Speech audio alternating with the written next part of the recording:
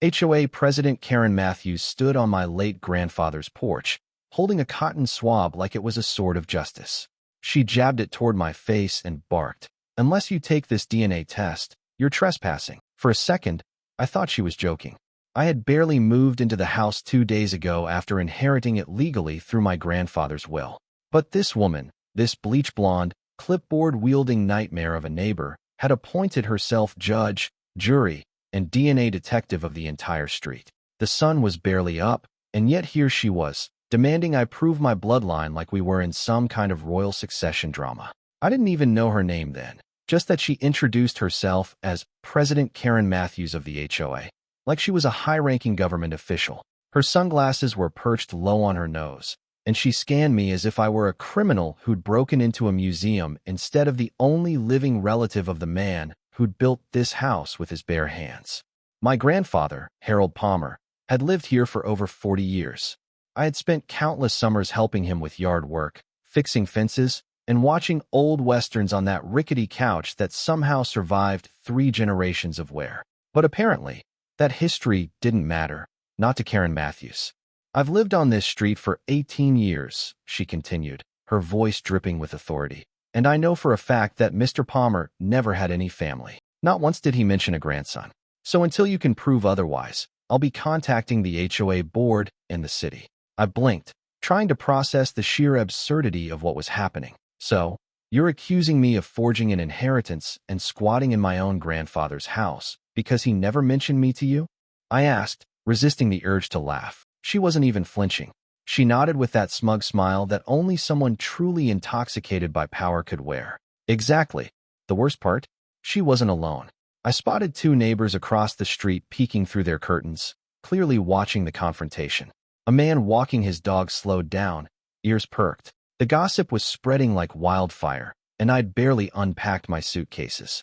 That afternoon, I sat in the living room surrounded by boxes and memories, trying to shake off the encounter. But the knock at the door came like clockwork, 2 p.m. sharp.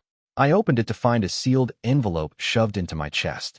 No greeting, no smile, just Karen Matthews's back already turning as she marched down the porch steps like a soldier retreating from battle. Inside the envelope was a formal letter from the HOA. It stated that due to disputed residency, my occupancy would be under review pending further documentation.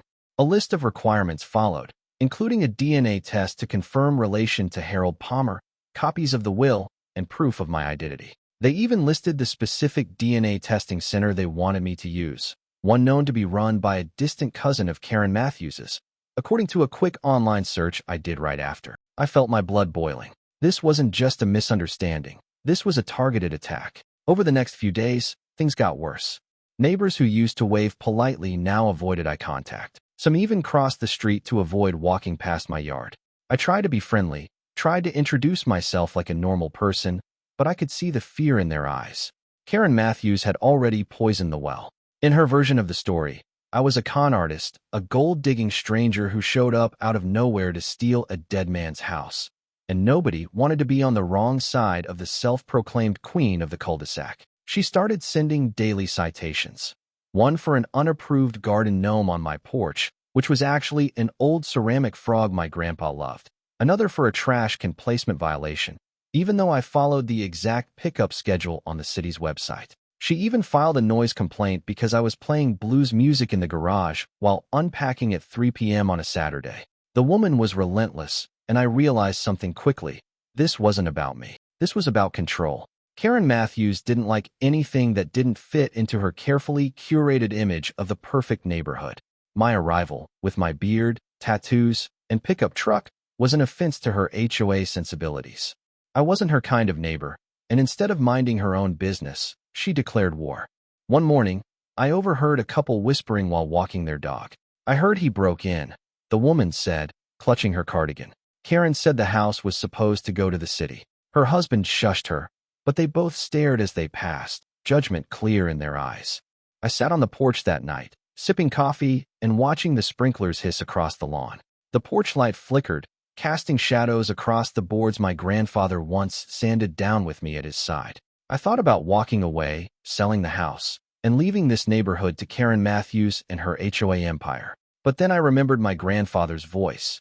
Gruff, stubborn, proud. "Never let a bully take what's yours, kid," he used to say. The next morning, I made copies of the will, the property deed, and every legal document proving I was the rightful owner. I also began documenting every interaction with Karen Matthews. I set up a small security camera near the front porch and another in the backyard.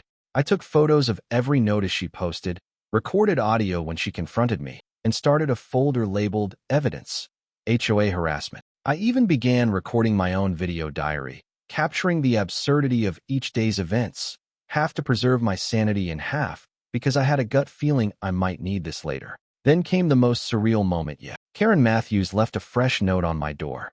This time, it wasn't an HOA citation. It was a typed letter with an offer: submit to the DNA test and vacate peacefully within 30 days. In return, we will not pursue trespassing charges. She actually believed she could threaten me into giving up the home my grandfather built. That's when I knew I wasn't just going to defend myself. I was going to fight back. I was going to tear down her little empire, brick by brick, rule by rule. And I was going to start with the one thing she never expected. I was going to expose her. The following day began with silence, the kind that sits heavy in the air after a storm. I sat by the window, watching Karen Matthews circle the cul-de-sac like a predator patrolling her territory. She had a clipboard in one hand and her phone in the other, snapping pictures of a neighbor's slightly leaning mailbox. She had already declared war on me, but now I realized something deeper. She wasn't just targeting me. She ruled this neighborhood through fear and constant intimidation, and most people were too exhausted or too scared to push back. That was going to change. I started digging into Karen Matthews's past, not because I was nosy, but because something about her didn't add up. For someone who cared so much about order, legality, and documentation, she was incredibly sloppy with her own. A quick property records search revealed that she had once been a real estate agent. In fact, she had worked with several HOAs before moving here. One thread led to another, and soon I found 2 online forums where former neighbors described her as a dictator with a god complex. One man claimed she got his shed demolished for being 2 inches over the line. Another said she forced his family to repaint their entire house 3 times in 1 year because she kept revising the color codes. These weren't just stories, they were warnings. Later that week, I got an unexpected knock at the door. I opened it to find an older woman with a gentle smile and a tray of lemon cookies. Her name was Miss Elsie. She lived 2 houses down and had known my grandfather well. "I figured you could use a little sweetness," she said with a wink. I invited her in, and we sat in the living room, surrounded by half-unpacked boxes and the lingering scent of fresh paint. It felt like talking to family. Miss Elsie had been watching everything. She knew Karen Matthews's tactics.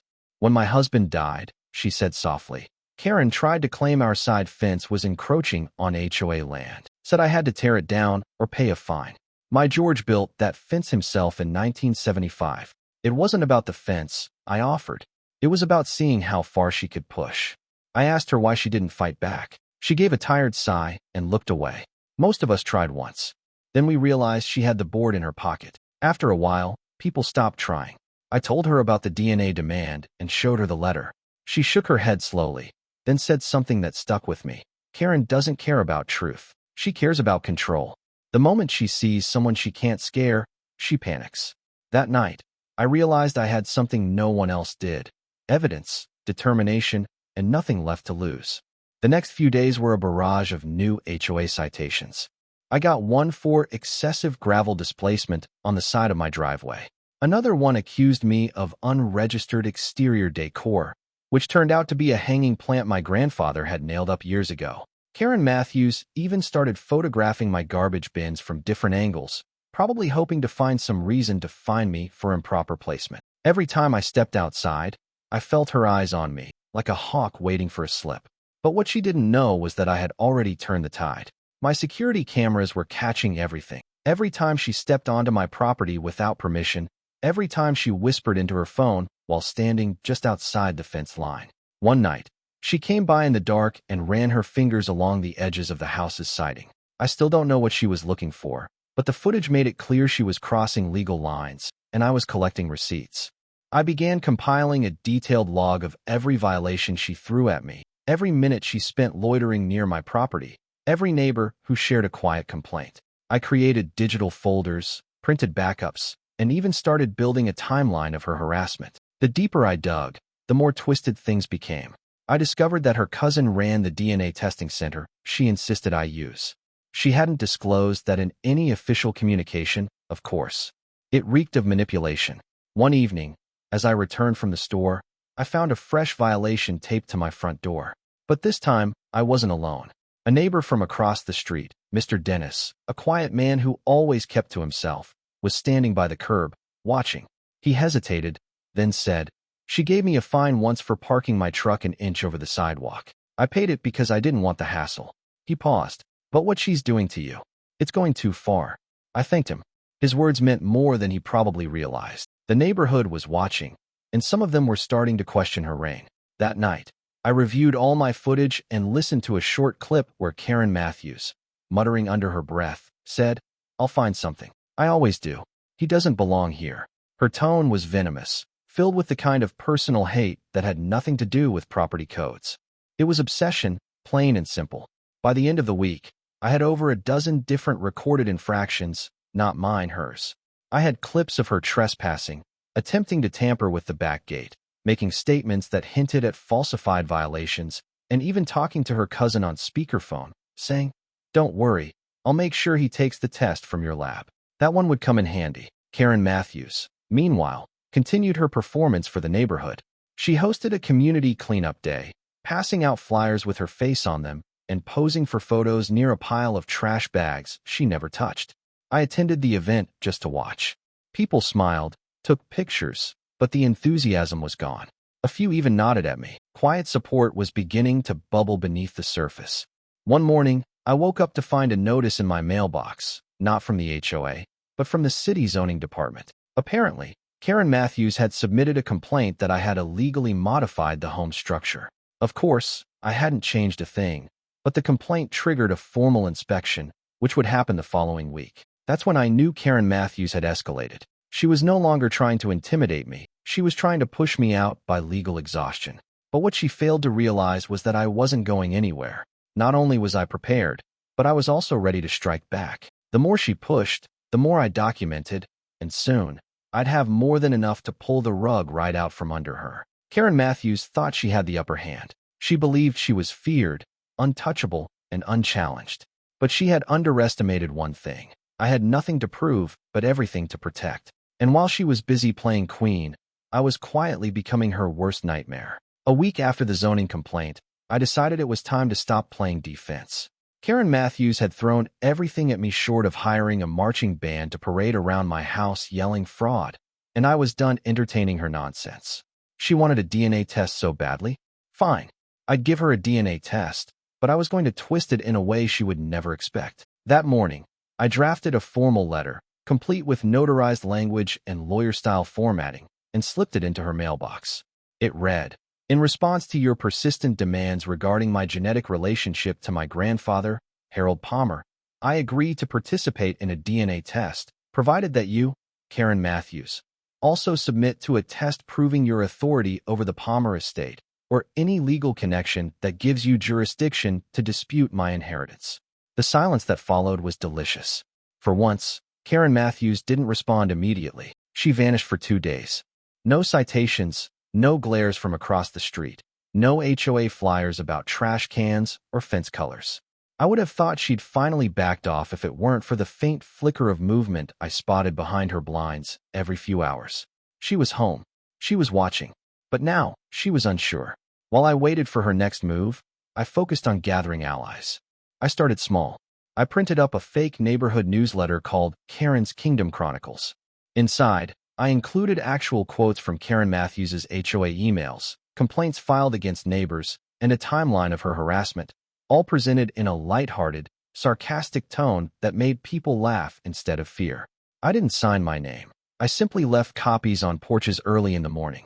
By noon, the cul-de-sac buzzed like a hive full of whispered laughter. People were reading, and people were remembering. Miss Elsie was the first to speak up. She came to my porch with a folded copy in her hand and a mischievous grin. "This is the best thing that's happened on this street in 10 years, she said.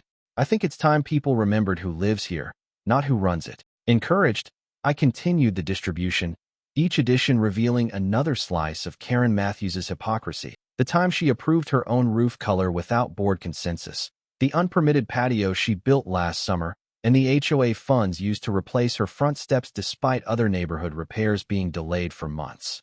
Then came the HOA meeting. Karen Matthews sent out official notices, clearly rattled by the newsletter, but trying to reassert dominance. The meeting, held in her backyard, was supposed to be a routine HOA update, but she made it clear this one had a special agenda item: illegal occupation of Palmer residence. I attended, bringing my lawyer friend, Todd, with me. He was more than happy to help, not just because he disliked HOAs, but because he loved chaos wrapped in legalese. About 20 neighbors showed up. Some sat with arms crossed, curious but cautious.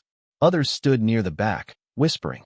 Karen Matthews strutted out like a reality TV villain, clipboard in hand, face frozen in a tight smile that didn't reach her eyes.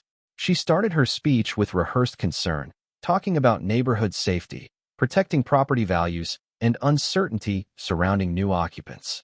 Then she turned toward me, clearly expecting a dramatic confrontation. Instead, I plugged in my laptop, connected it to the small projector I'd brought, and played a short video montage. It started with a close-up of her note demanding a DNA test, then clips of her trespassing in my backyard at night, then audio of her saying, "Don't worry, I'll make sure he takes the test from your lab," followed by footage of her tampering with the side gate and zooming in on my mailbox with her phone. The final shot was her slapping one of the false citations on my door while laughing to herself. The crowd went quiet. My lawyer stood up and spoke in calm, deliberate tones. "What you've just seen constitutes harassment, unlawful entry, and abuse of position. Additionally, Mrs. Matthews's demand for a DNA test has no legal basis and could be seen as defamation." He handed out copies of the real will and legal documentation of the inheritance. "My client is the lawful owner of this property. Any continued interference will result in legal consequences." Karen Matthews tried to speak, but no words came out. Her mouth opened and closed like a fish gasping for air. When she finally found her voice, it came out shrill and cracked. "This is a setup. He's manipulating everything." But no one moved. No one defended her. Some neighbors quietly walked away. Others stayed behind just to watch her unravel. The next morning, she plastered the neighborhood with an emergency HOA flyer titled "The Truth About the Palmer House." It was a rambling, poorly formatted rant accusing me of hacking her security cameras, bribing neighbors, and plotting to seize control of the HOA. The absurdity was so great that I actually laughed out loud while reading it. But behind the comedy, something bigger was happening. Her power was slipping. More neighbors began approaching me privately. Some apologized for not saying anything earlier. Others shared their own stories, threatened fines for faded paint, warnings about decorative flags, even petty battles over potted plants. Everyone had a Karen story. They were just waiting for someone to go first. That's when Todd gave me the idea. If Karen Matthews loved rules so much, we'd beat her at her own game. We started combing through the HOA's bylaws, line by line. It was dull, tedious work, but it paid off. We discovered multiple violations. Karen Matthews had approved expenditures without full board consent, failed to file annual budget reports, and had repeatedly overridden the standard voting process when appointing board members. On paper, she wasn't just a nuisance. She was a walking legal liability. Armed with this information, we drafted a formal complaint against her leadership and circulated a petition to call a board vote for her removal. We only needed a third of the homeowners to support it. Within 3 days, we had more than half. Karen Matthews noticed. She started showing up uninvited again, trying to convince people I was dangerous, that I was going to dismantle the HOA entirely. But it didn't work. No one was listening anymore. Some doors were closed in her face. Others didn't open at all. The empire she built on fear was crumbling fast, and she couldn't stop it. The final straw came when she tried one last power move, an emergency inspection on my house, citing potential structural hazards. The city inspector arrived with a clipboard and a board expression. I handed him my permits, walked him through every inch of the house, and offered him coffee. He found nothing. Karen Matthews showed up halfway through, demanding he check the attic for hidden alterations. The inspector told her politely but firmly that unless she had a warrant or a legal complaint, she had no say in city inspections. She stormed off, red-faced and shaking. That evening, as I sat on the porch with Miss Elsie and a few neighbors, We heard shouting from Karen Matthews's house. The lights flickered, a door slammed, then silence. Miss Elsie sipped her tea and said, "I think she just realized the kingdom has no more subjects." And for the first time since I moved in, the street felt peaceful. But I knew this wasn't the end. The eviction was coming, and I was going to make sure it hit her harder than any violation she ever wrote. The momentum had shifted completely, and everyone in the neighborhood could feel it. Karen Matthews's silence wasn't peace. It was the eerie calm before something unhinged. After the failed inspection and the public unraveling at the HOA meeting, I expected her to retreat, maybe lick her wounds, maybe reflect on the storm she'd created. But Karen Matthews wasn't the type to reflect. She was the type to retaliate. And she did it in true Karen fashion, through manipulation, paperwork, and drama. One morning, I woke up to find not just a notice on my door, but copies on every house in the neighborhood. It was an official letter from the HOA board. Well, at least it looked official. The logo was blurry, the formatting sloppy, and the tone was unusually aggressive. It accused me of waging a personal war against HOA leadership and instigating chaos within a peaceful community. There were veiled threats about legal action, including something about violating community cohesion. But it was what came next that truly blew my mind. Karen Matthews was claiming that I had forged the will. She claimed she had obtained a second version of my grandfather's will, which allegedly left the house to a local veterans organization. She didn't provide any copy, didn't name the organization, and certainly didn't explain how she'd gotten her hands on a private legal document. But that didn't stop her from parading her claims to every neighbor who would still open the door to her. To some, she whispered that I was using a fake identity. To others, she spun tales about me being a scam artist who preyed on lonely seniors. I heard these stories trickle back to me, each more ridiculous than the last. She was flailing, desperate, trying to rewrite the narrative before it slipped completely out of her hands. But it was already too late. The petition to remove her had gained serious traction. Miss Elsie had become the unexpected voice of the rebellion, visiting homes with cookies and kindness, collecting signatures with the grace only someone like her could offer. People who had stayed quiet for years were now openly sharing their frustrations. Broken fences Karen Matthews refused to address, fines issued without evidence, board meetings canceled without reason. Even the most loyal of her supporters had begun to quietly step back, unwilling to sync with her. The HOA board itself, previously too intimidated to act, was starting to fracture. One evening, two of the board members, Greg and Melissa, stopped by my place unannounced. They looked nervous but determined. Greg spoke first. He said they had served on the board under Karen Matthews for over 6 years and had watched her cross lines repeatedly. "We didn't know how bad it had gotten until you pushed back," he said. Melissa added, "We were scared. She's not well. And she made us feel like she could destroy us if we ever said no." I didn't judge them. Karen Matthews had ruled through fear for nearly a decade. It takes courage to admit complicity and even more to step away from it. We started working together to prepare the final case.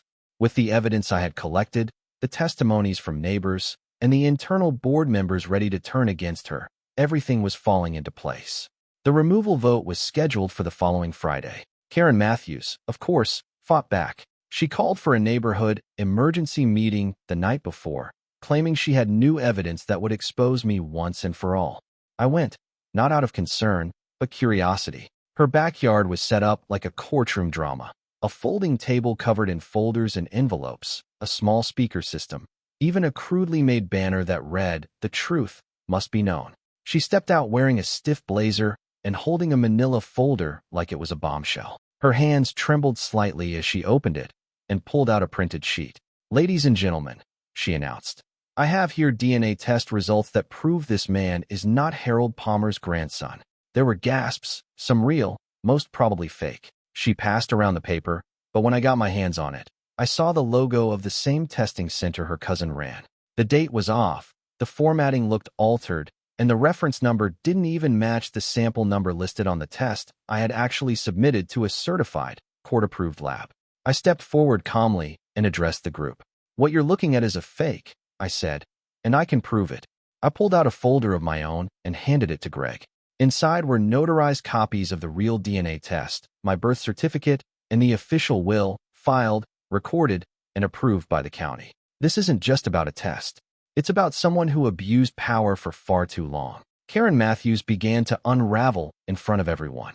Her voice went shrill, her words jumbled. She shouted that I was manipulating everyone, that the documents were planted, that she knew the truth, and they were all blind. Someone tried to calm her down, but she slapped the papers out of Greg's hands and stormed into her house, slamming the door so hard it echoed down the block. The next morning was the vote. The meeting was held at the community center, and this time it was packed, not just with neighbors, but with real emotion. People weren't just angry, they were ready.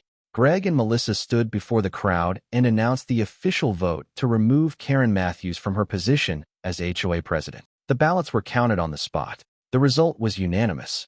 Not a single vote in her favor. Karen Matthews didn't even show up. Later that afternoon, a formal notice was hand-delivered to her home, revoking her authority, access to HOA accounts, and position on the board. She was officially removed. But karma wasn't finished with her yet. The board finally reviewed HOA spending records from the last 5 years. They found unapproved charges, renovations to her home using community funds, payments made to companies owned by her relatives, unexplained maintenance expenses that never occurred. It was enough to warrant legal action. She was served a summons within 2 weeks. Neighbors began to talk openly again. There was laughter in the street, friendly waves, even a block party planned for the first time in years. The fear was gone, replaced by a quiet relief. I walked past her house one evening and saw the "for sale" sign being hammered into her front yard. She was moving, forced out not just by a vote, but by the weight of her own destruction. As I stood there watching, Miss Elsie joined me and said, she thought she owned this place. But she forgot something important. A neighborhood isn't a kingdom, it's a community. I nodded, taking in the quiet, the calm, the light breeze that carried no tension. Karen Matthews had demanded a DNA test to prove I belonged. In the end, all she proved was that she never did. Karen Matthews's house sold faster than anyone expected. Within weeks of her removal, a moving truck arrived early one morning, its engine humming as a couple of hired workers loaded her furniture into the back. No one came to help her. No neighbors waved goodbye. She didn't say a word to anyone. She kept her head down, sunglasses on, and disappeared like a shadow retreating from the sunrise. It was surreal to watch. The woman who once controlled everything from garbage can placement to lawn heights was now leaving the very street she tried to own, forced out by the very rules she had twisted for so long. The neighborhood transformed overnight. It wasn't just about one person being gone.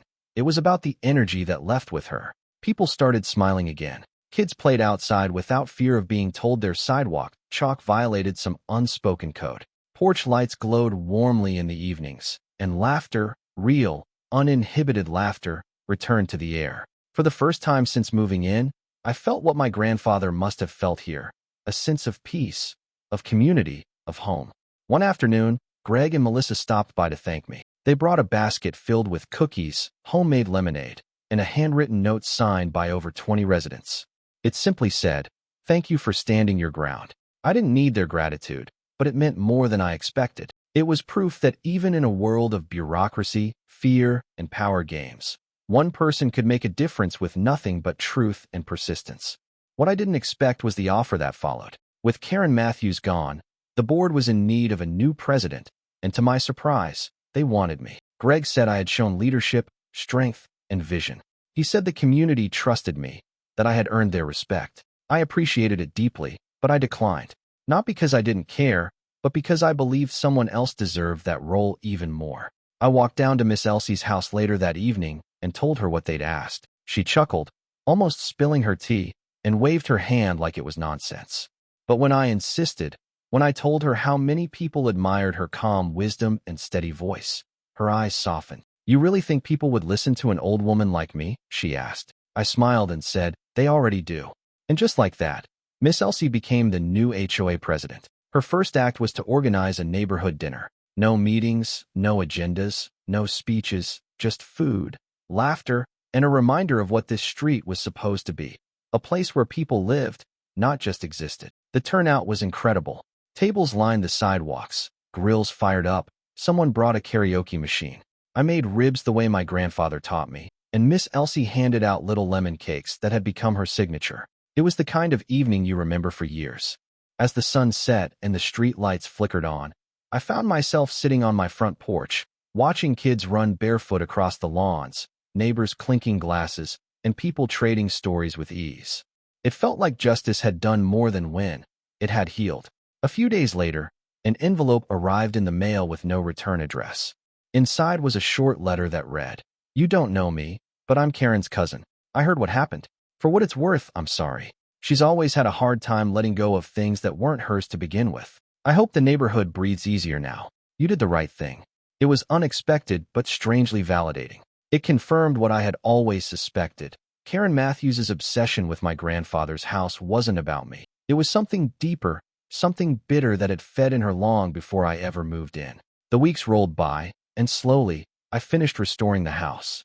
I repainted the shutters, restained the deck, and fixed the squeaky floorboard in the hallway. I found an old photograph of my grandfather and me tucked inside a toolbox in the garage, covered in sawdust and time. I framed it and hung it by the front door.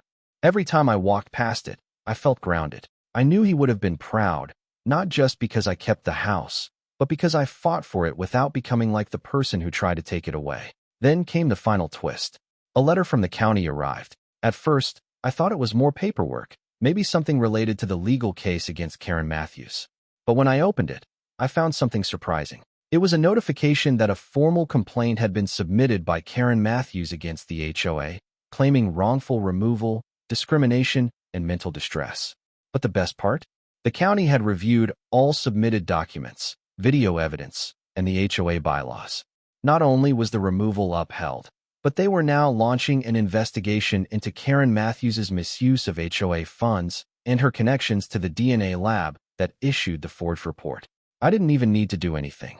Her own actions had built the trap she fell into. From what I later heard, her assets were being frozen during the investigation. She was living in a small rental unit in a neighboring town that, ironically, had a far stricter HOA. Rumor had it she'd already been fined 3 times for failing to remove a wind chime and having non-standard patio furniture. The irony was almost too perfect to believe, but I didn't celebrate. I didn't gloat. The truth is, when someone loses everything to their own behavior, the punishment fits better than anything you could plan. She had built a prison out of control, and when she lost it, she had nowhere left to go. Now, when I sit on the porch in the evening, sipping tea with Miss Elsie or chatting with neighbors passing by, I often reflect on how much had changed in such a short time. Karen Matthews had tried to define me by paperwork, tests, and suspicion, but in the end, what truly defined me in this neighborhood was the choice not to back down. The house doesn't feel like a battlefield anymore. It feels like home.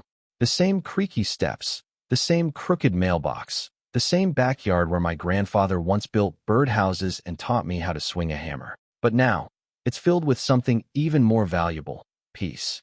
One day, a new family moved into Karen Matthews's old house, a young couple with a baby and a golden retriever. I met them at the sidewalk with a smile and a plate of brownies. No DNA tests, no demands, just a neighbor welcoming another. And as we stood there talking about trash pickup days and mailbox keys, I knew something had shifted permanently. Some people inherit houses, others inherit legacies. But sometimes, the greatest thing you can inherit is the strength to protect what matters. And in doing so, you leave behind something stronger than any HOA rule or forged document. A neighborhood that remembers what it means to belong.